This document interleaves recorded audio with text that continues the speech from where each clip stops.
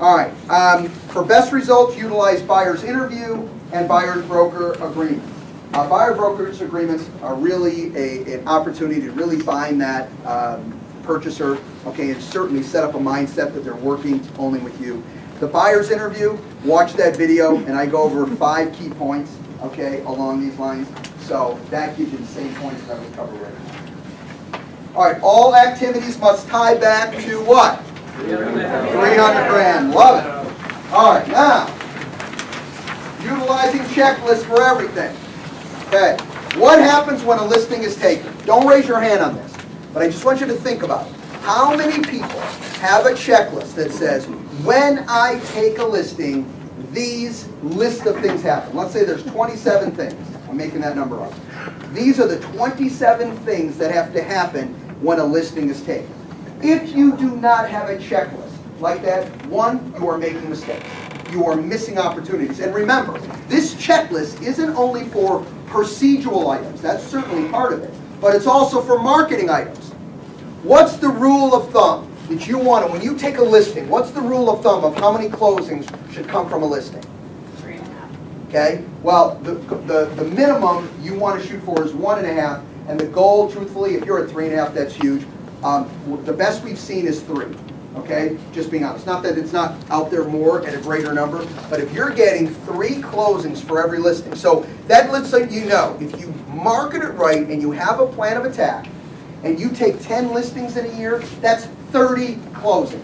If you manage that right, minimum, okay, it should be 15. Minimum, it should be 15. That's that 1.5 closings. So you get the closing of the listing you got, of course, and now you're creating another half to 2, okay, closings from that one deal. Clear on that?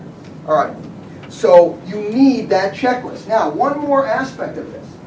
Let's say you're out, okay, or you have an assistant, or you're hiring an assistant, or you want help. Do you think it's going to be easier to train that person with the checklist or without? With the checklist. Guys, if you're saying, oh, I've got to go through and train someone else, I know you don't have a lot of things in writing, so it's starting over every time. Okay? That is a choice. And it's a bad business choice when you do things that way. Next, what happens when a listing sells? Another checklist.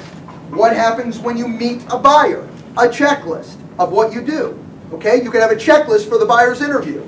So either you, one of your team associates, whatever it is, an assistant is helping you. They know what's supposed to happen, okay, with that buyer's interview. When you sell a buyer, same thing. What happens, this is a biggie, when a team member is hired? Or a staff person. Here's what should happen.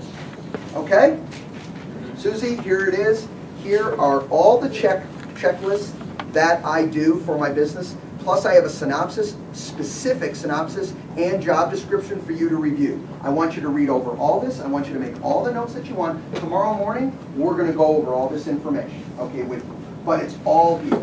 All right, and by the way, the ones in red are all the classes that are taught at Prudential, okay, for you that you'll sign up for to give you all the information on the technology stuff, because I am not the person who's going to train you on that. Don't want to be, okay, don't care to be, but you need to get trained on that. And here's the classes to do, okay? Do you think that's an easier process than heckin' and peckin'? All right, let's sit down and go through. Hey, just come to me if you have a question, but I need you to fill out this file. Can you go to management? Okay, Kathy, can you help in this? Oh, thank you, you're so great. Okay? You know, even though Kathy's smiling through that process, she hates you. Moving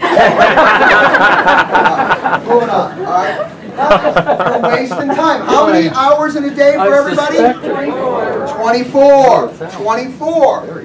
Don't choose to use those ineffectively, and not having checklists and making it easier for you. Guys, when you reduce how many times you have to think when an event happens, that's a good thing. Because I don't have to think. I just got to do these 27 things. You want to add something to the list or delete something to the list? Beautiful. Delete it or add it. But then all you have to do is go through a checklist every single time. The same thing. Remember? Clarity and consistency.